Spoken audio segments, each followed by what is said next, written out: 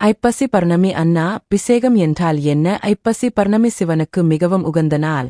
இந்த நாளில் சந்திரன் பூமிக்கு மிக அருகாமையில் வருவதால் மிகவும் பிரகாசமாக தெரியும். அதன் போது சந்திரனுக்கு உகந்த தானியமான அரிசியைக் கொண்டு உணவு சமைத்து பிறை சூடும் ஈசனுக்கு அன்னாபிஷேகம் செய்வது உணவு தட்டுப்பாட்டை போக்கும்.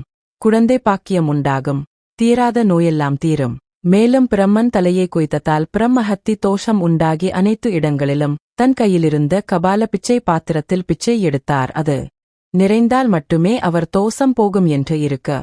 இந்த ஐப்பசி பர்ணமி தினத்தன்று காசியில் அன்னபூரணியிடம் யாசகமாக உணவை பெற்றார்.